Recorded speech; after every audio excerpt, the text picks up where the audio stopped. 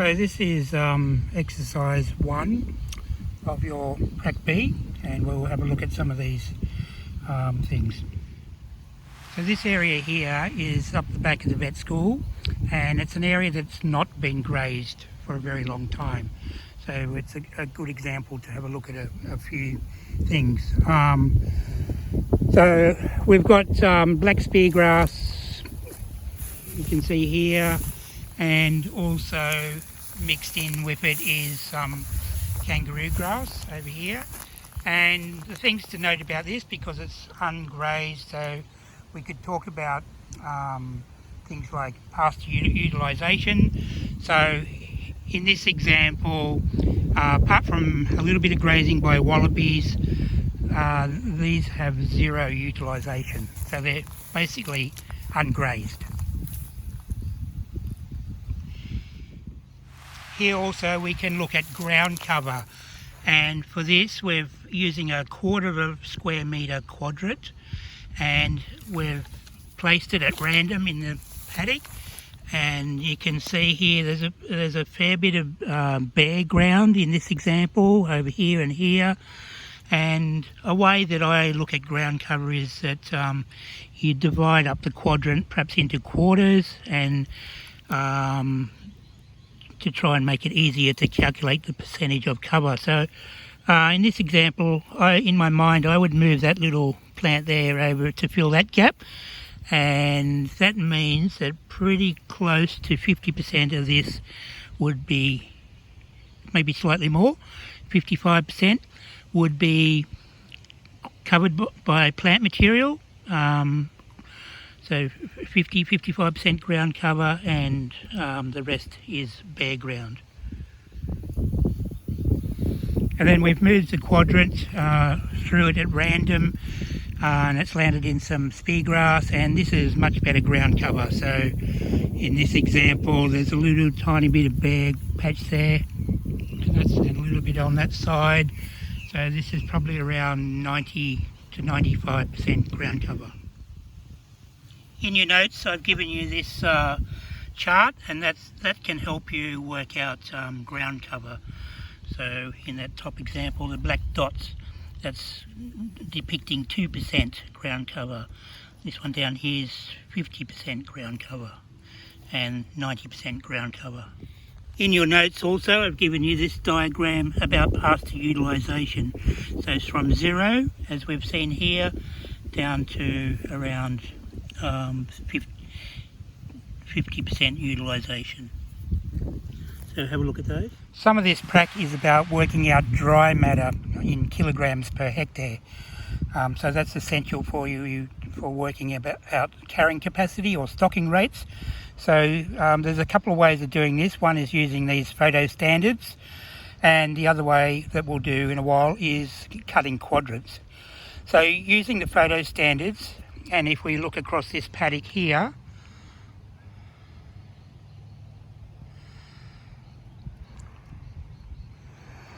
my visual estimate, and you can get quite good at this if you do it, practice enough and cut some quadrants, that this is probably in that 2,500 kilograms of dry matter per hectare range. While we're here, a very good example of just a contrast between this ungrazed area, so almost it's not pristine but close to it, and we just come across to a heavily grazed, this is a holding paddock, huge contrast, very overgrazed, 100% utilised, extremely poor ground cover, and not at all good practice. The next part of exercise 1 is to look at these exclosures. So these are grazing exclosures, and they're very useful, simple little tools to have in paddocks, and you can see what's happening in the grazed area outside and inside. So this paddock's mostly grazed by goats, occasionally some of the cattle.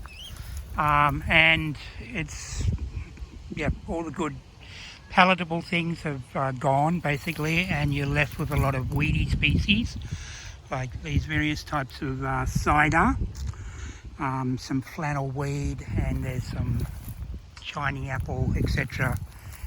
Fairly poor pasture, almost none. And then when you look inside the exclosure, it's not in great shape either, but you can see what could be here. For example, there's quite a couple of patches of Stylo. There's some Indian cooch on the ground layer, and there's various weeds as well as like wild passion fruit, some hyptis, etc. So grazing exclosures can be very useful. It helps you look at the difference between inside and outside the exclosure. You can look at the bulk or biomass inside versus outside. It'll tell you about grazing utilisation inside versus outside. You can note simple things like the height of your pasture inside versus outside. Ground cover, so here, apart from the weeds, there's very poor ground cover inside, but quite good ground cover inside the exclosure.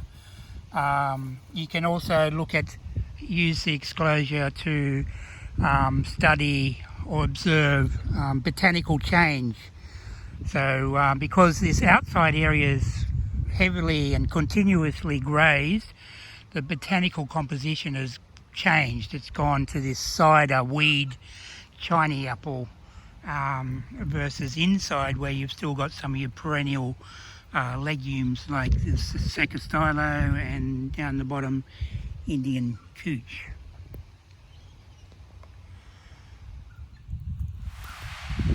We're now going to start on exercise 2, which is probably the main part of this prac, and it's really about working out pasture dry matter in kilograms per hectare, and then working out your stocking rate or carrying capacity on a hectare basis.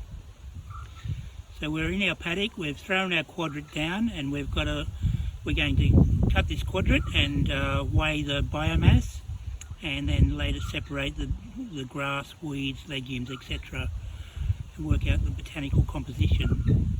So you should do this depending on the size of your paddock, but several times over the paddock at random sites, so that you get a good estimate of the dry matter production, and then you can work out the stocking rate. So we're just clipping everything that's in the quadrant just above ground level.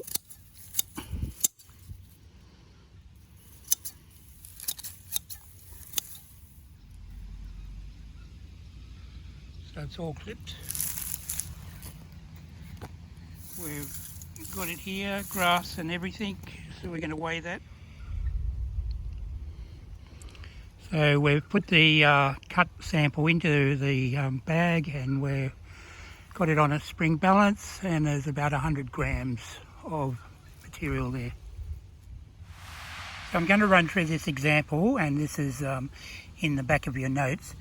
So as it turns out, what we've just cut is what my example is.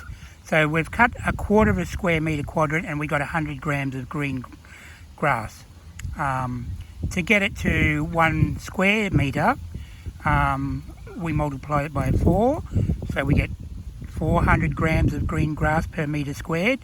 And then to bring it up to a hectare, because there's 10,000 square metres in a hectare, times 10,000, so that means we've got 4 million grams of grass per hectare. And then to make more sense of it, we put that into kilograms. So we divide it by 1,000 grams in a kilogram, and we end up with 4,000 kilograms per hectare. Now, you remember that in this grazing management, we talk about utilisation rates. So, remember we said eat half and leave half, so the utilisation rate is 50%.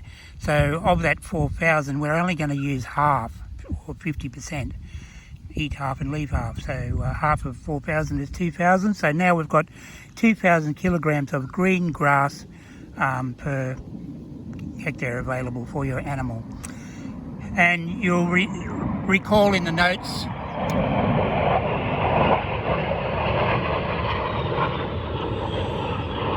green grass is about 80% moisture, so we need to take that into account. So we've got 2,000 kilograms per hectare times 20% to bring it back to dry weight. So that means we've got 400 kilograms of material, dry matter available to a steer. And then your steer, it's a 400 kilogram steer, and we want to just maintain its weight during the dry season. So, and to do that, it needs to eat 2.5% of its live weight. So 2.5% of 400 is 10. So it needs to eat 10 kilograms of dry matter per day. And we've said we're doing this to work out our stocking rate for a dry season. So this exercise you would normally do at the end of the wet, say April, May, and then what feed you've got then will see you through the dry to the next wet. So we're saying 7 months or 210 days. So the steer needs 10 kilograms a day times 210 days, or 2,100 kilograms of dry matter for the 7-month period. So the stocking rate is therefore 2,100, which is required by the animal, divided by 400 kilograms of dry matter that's available from the calculations we've done before. So 2,100 divided by 400 is 5.25. So of this particular pasture, you need 5.25 hectares for each steer to maintain it for that 7-month period. So as I said before, when you're doing this exercise, you should do it several times over a paddock to get a good estimate of your dry matter and then your stocking rate. The second task in this exercise is about botanical composition. So you need to get your quadrant, or the material that you cut from your quadrant, and separate it into the different species. So your grasses, your legumes and your weeds, and then you weigh each of those components and you can work out the botanical composition by weight. So you can work out a percentage of grass, percentage of legumes and percentage of forbs or weeds in your sample. So we've separated our what we cut from our quadrant, and it turns out we got about 60% of the quadrant was grass, 20% was that legume, which is Rincosia, and there was some snakeweed in it, about 20%. So that's your botanical composition, 60, 20 and 20. In the notes you'll see that I also mentioned patch grazing. So animals typically don't graze a paddock uniformly.